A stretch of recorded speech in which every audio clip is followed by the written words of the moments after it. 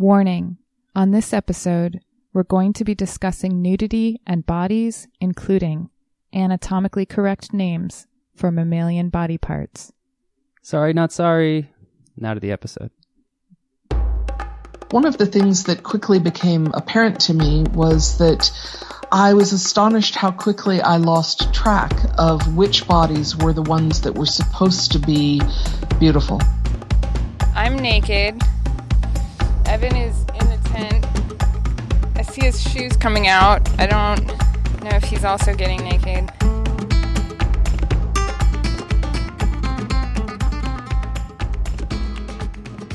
Hey, I'm Evan Clark. And I'm Seráh Blaine. And welcome to episode 4 of the Humanist Experience.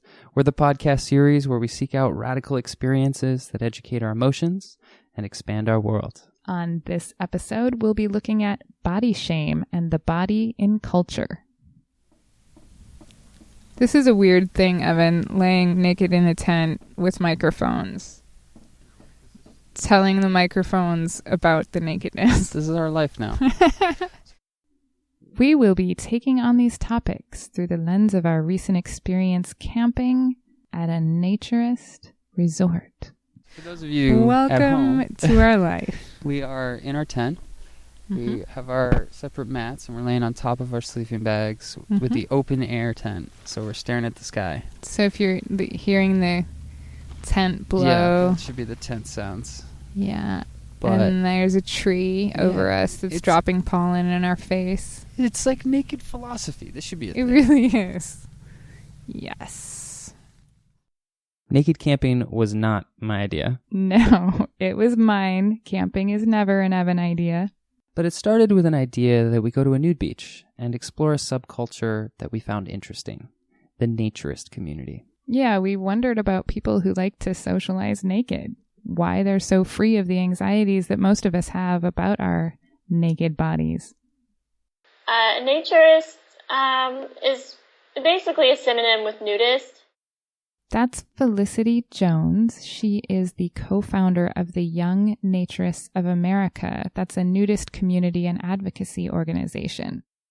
Certain people have different definitions of them, but we define a naturist as someone who likes to be naked in social situations, but they also have a philosophy behind it. There are certain values of acceptance and respect and taking care of the environment and so forth. And we also like to use the word nudity, which to us is like someone who belongs to our community and believes in our ideals and values.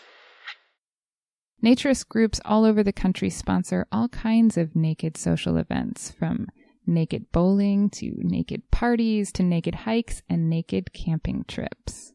But we quickly learned that Naturism isn't just an underground society of people who like to do things naked. As Felicity said, it's community with ideals and values. In fact, Naturism could really be described as a movement aimed at combating social divisions between people and eliminating shame about the body. As soon as a person is able to be comfortable enough taking off their clothes socially, with others who are also naked, then the additional social issues that we are navigating regarding beauty hierarchy, regarding social class, regarding gender expression, often those fall away because clothes are what that's the big thing we're using to solidify all of those things.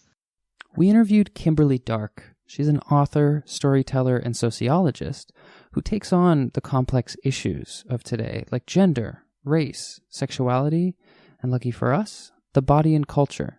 We reached out to Kimberly before Evan persuaded me that he really, really wanted to go camping. Could have gone swimming. He wanted to go camping. Could have gone on a hike. He bought a tent. He bought a sleeping bag. Whatever, let's carry on. We reached out to Kimberly to ask about the body and culture and taboos around nudity. We wanted to know how to interact constructively with the cultural messages that something, and in some cases, everything, is wrong with what we look like naked. And Kimberly, being a storyteller, told us this story. I can remember one of the first times that I was in a very large group of naked women, and that was at a bathhouse in Hungary, in Budapest. And, this is a common practice in a lot of countries, right? That you take off your clothes and you get in these public baths. And they're gender segregated. So this was the women's side, but it was hundreds. I mean, this was a large bathhouse. And one of the things that quickly became apparent to me was that I was astonished how quickly I lost track of which bodies were the ones that were supposed to be beautiful and which ones were, if we were outside of that environment, would receive scorn or ridicule. I mean, it was astonishing to me how quickly my ability to even judge that fell away. And of course I could call it up. Of course I could, bring on the analytical self that would say, yes, those are terribly symmetrical breasts right there, and look how youthful that person is, and look how, this and that. But the fact is, it becomes clear very quickly that bodies have their own internal sense of logic to them, and that people move in ways that are interesting and look diverse in ways that are both interesting and also organically beautiful. It's hard to remember, what was the problem with these bodies? Kimberly's story describes how her exposure to body diversity shifted her perception of beauty. But so much of the nudity we see in porn and other media, it isn't diverse. It celebrates women who have a very narrow range of appearance traits. We aren't exposed to a full variety of naked bodies, so our ideas about what's normal or beautiful, they become distorted, and certain bodies become privileged in our culture, while most bodies are denigrated. Felicity told us that because of this lack of body diversity in sex education, in porn, in other media, many people have concerns about their bodies. They wonder if they're different, whether they look weird naked, even whether their genitals are normal. People are afraid to talk about it, and that kind of goes along with the sexual shame that we have in America, and the big lack of quality sex education, and the worry about my genitals aren't normal. It's a big part of the body shame aspect, and they don't realize how incredibly varied they are. Really, your genitals are unique as your face. So the Naturist movement strives to serve as an antidote to harmful cultural messages about the body, and to provide experiences that correct our misconceptions. When people go to a nude event or a nudist resort, it's a revelation. It's wow, nobody looks the same. Everybody actually has these unique imperfections or flaws, and I'm okay the way I look. That's exactly the kind of revelation I was hoping for, because I have a lot of anxieties about my body. I have a balance disorder that's kept me in bed or in a wheelchair off and on for more than 2 years. So despite being thin, I'm not at all toned, and pregnancy and childbirth have left their marks. The naked women that I've seen in porn or on Showtime, they are not out of shape 36-year-olds. They're not in wheelchairs, and they do not have stretch marks. In contrast, I feel like I have less anxieties. I'm a tall 27-year-old male who I really generally think I have the body type I see most in mass media. I don't have a constant six-pack, and I don't have giant triceps, but I'm in decent shape, and I still identify as an athlete. But the reason I struggle with my body image is because I desperately want people to still see me as an athlete. The idea of being seen naked and having anything other than an athletic build, it terrifies me. And we felt pretty weird about seeing each other naked, too. Nudity in our culture is usually very sexualized, and it's not something you share with a coworker, unless you're sleeping together. Spoiler alert, we're not sleeping together. Nope. Despite being business partners and roommates for almost 2 years, we had never seen each other naked. But we also understood that our anxieties about body image were irrational. And our social conditioning about who we should feel comfortable seeing naked, it wasn't supported by facts or reason. So we wanted to challenge it, hoping to align our emotions with our thinking. You know, most people I've ever spoken to that have nudist experiences find that that's true, that there's a lot of anxiety up front, and then they're amazed at how quickly, a whole number of social anxieties drop away because we're not navigating the clothing that signify them, if that makes sense. So to confront these anxieties and learn more about how Naturism works to promote body positivity, we decided to go camping at a naturist resort. Seráh decided to go camping. I decided to go I wanted camping. to go to a nude beach. Fair. I decided we should spend a couple of days with people who have fully adopted the naturist lifestyle rather than just being observers for an afternoon at the beach. Fine. All right. And what better way to do that than a weekend of camping at a naturist resort? All right, this is our night attempt to set up our giant tent. I'm going to put the mic there. Nice. We made it.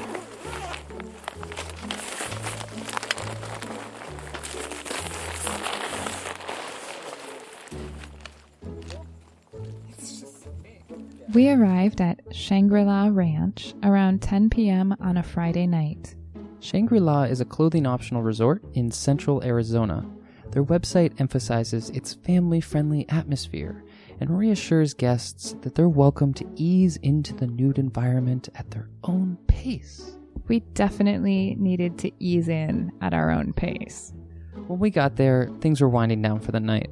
The office was closed, naked karaoke was just ending, and a few stragglers were playing naked pool in the recreation room. Naked. Well, not everyone was naked. And as we walked around looking for our tent site, most of the people we ran into, they were clothed. But this was probably because it was the end of summer, and the desert nights in Arizona, they're pretty chilly. We definitely didn't take our clothes off right away either. No, we were planning on easing into the experience. At our own pace.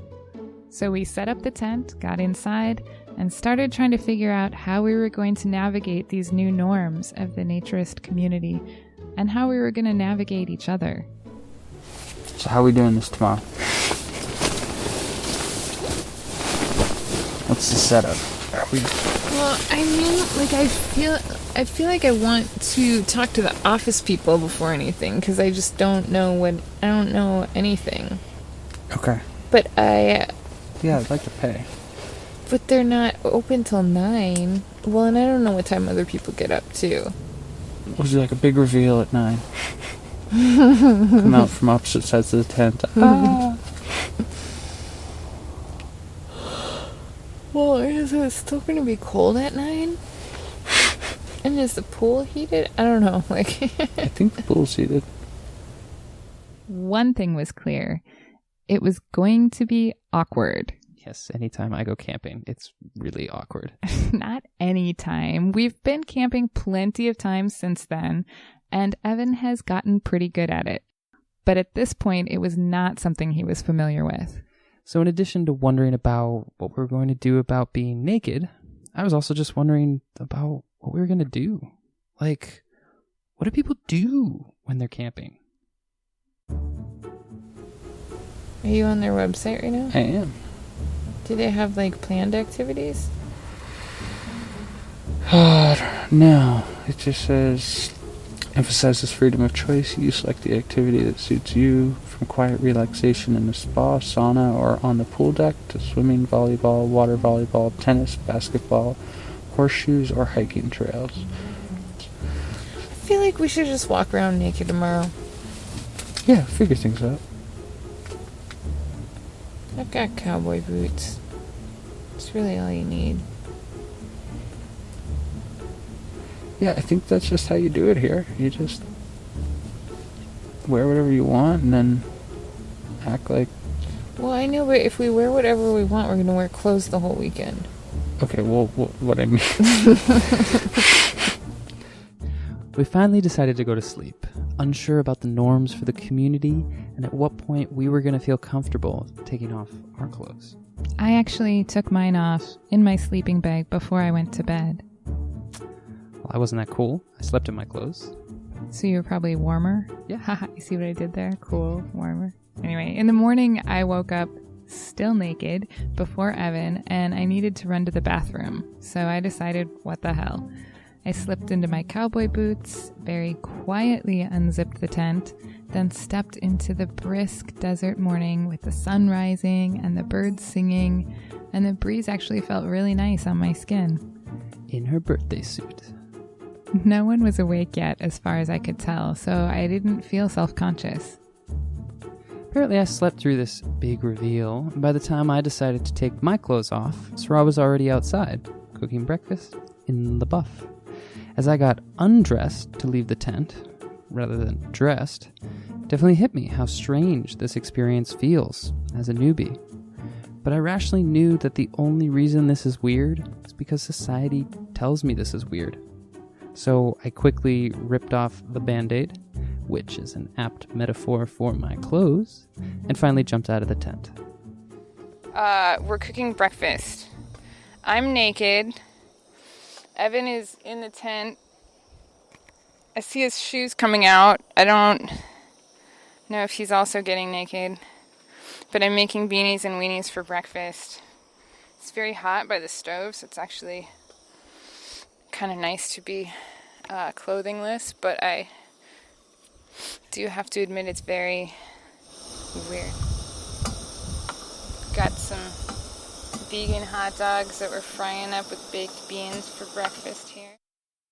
Once we were both naked, it was more just peculiar and funny than horrifying or embarrassing. And we dealt with the awkwardness by making fun of ourselves. And sending silly photos of ourselves with strategically placed props to our consulting firm's graphic designer. This whole thing is hilarious. Our life is hilarious. It's a very strange life. Are we recording? Yes. Yes. All right. So we're naked. We're cooking. I just sent a picture of my vegan wiener to Gustavo. Other than the fact that we were naked, our morning started out much like it would in any other campground. Couples, families, and individuals, they walked past and said good morning. People sat at picnic tables outside their RVs. They were drinking coffee. They were eating breakfast. And of course we noticed that they were naked, but as the novelty wore off, it also became easy to forget. It was actually easier to forget that other people were naked than that we ourselves were. For one thing, being naked actually feels physically different than having everything wrapped in fabric. And also, we were in the process of training our brains that non-sexual nudity was completely acceptable between heterosexual men and women who are friends. And we had to openly discuss and touch body parts that are usually taboo in public or around coworkers. It challenged our emotions around roles that never served us in the first place. Are you still recording? Yes. So I'm going to have to put sunblock on my penis today. I've never done that before. I wonder, should we buy the lotion kind? I don't know. Do we have? Oh, I actually think I have normal sunblock with me. Okay. It's like SPF 85. Is it, how weird is it to like rub penis well, penis with lotion? Rub lotion onto your penis. I'm pretty confident I can get through it. The key is not to have any other stimulus while doing it. There's only one reason you do that. No, I have to say we play with our junk a lot, generally. So.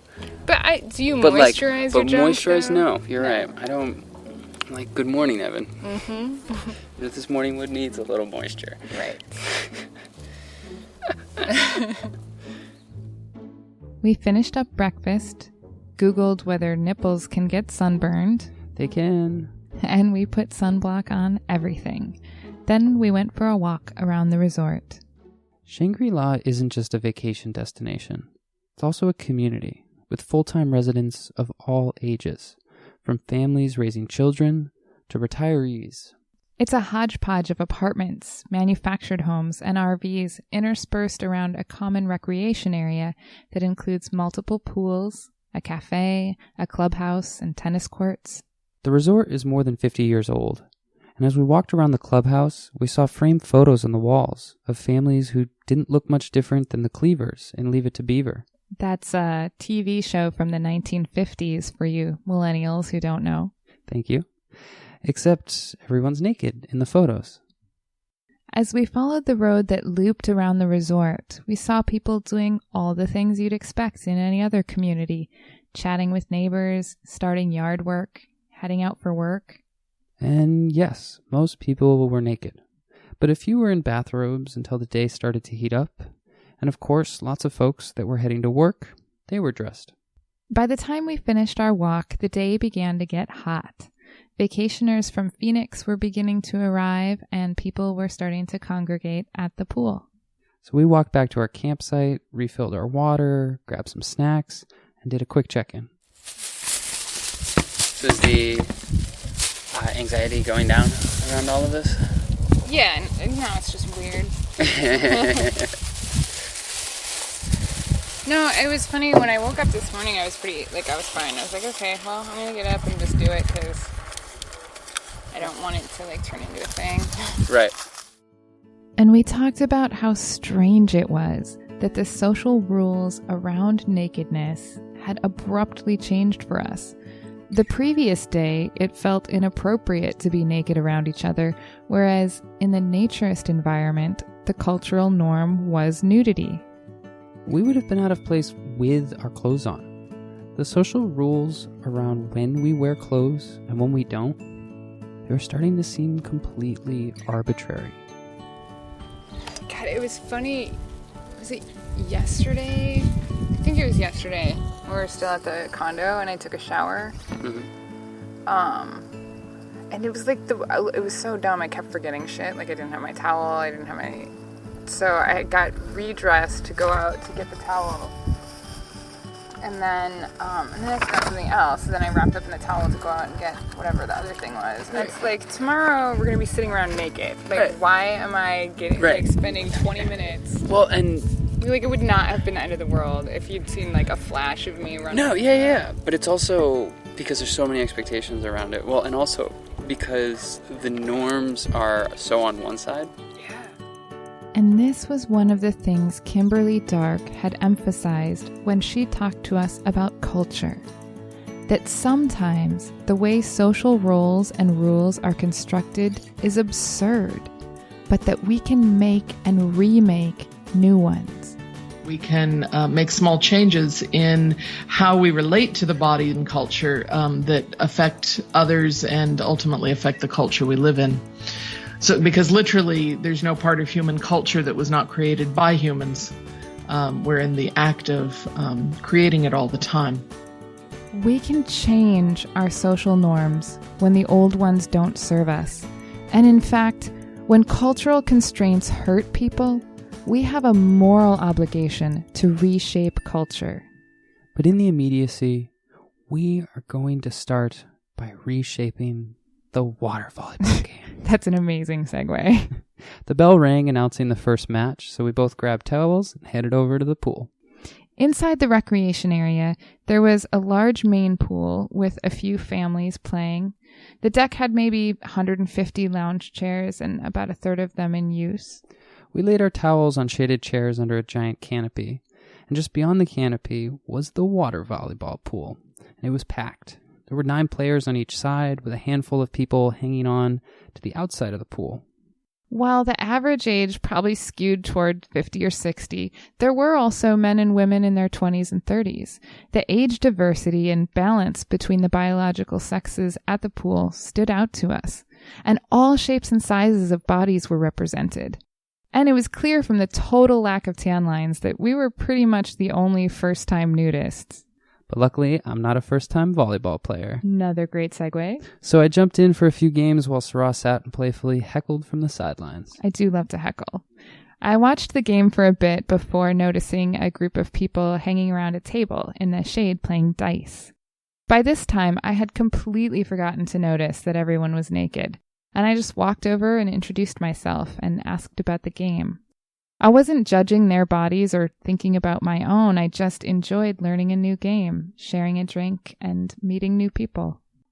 And after a few hours, as things wound down in the pool area, we went back to our campsite and did what most people do after a long day in the summer sun. Siesta! We took a nap. We also spent some time talking about our observations and experiences from the afternoon at the pool. The first thing that struck both of us was how much variety there can be in terms of bodies. There really is all types of bodies here, though. All of the bodies, yes. And it's so funny how clothes are so similar. Like, we feel like there's a wide variety of clothing because there's different, styles and colors and whatever, but they really attempt to shape bodies in a very, very similar way, and mask them in a very similar way. And I think that you wouldn't be able to imagine the variety of bodies based on the variety of clothes. Yeah. Does that make sense? Yeah, clothes make us look more similar. Yeah, they really do. I think bodies are a lot more unique.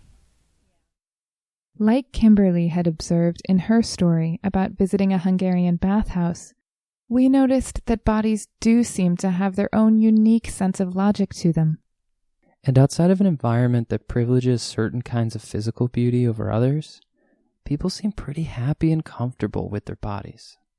The other thing that was really revelatory for us was how sexual most nudity is in our experiences outside the naturist environment. That has been one of the more interesting parts, though, recognizing how much nakedness is sexualized. Yes. And how totally unnecessary that is 99% of the time. Yeah. I can't see that as anything but damaging. Because it holds back, I feel like, friendships or trying new things. Felicity explained that this lack of sexualization in the naturist community is part of what makes it a very feminist environment. A lot of times there's this sexist dynamic in the media where women are naked because for the male gaze and men are clothed and asserting power and they're the ones who are they're the ones with more power, and women are just objects to look at. And Naturism totally flips that around. We felt like Naturism flipped a lot of things around.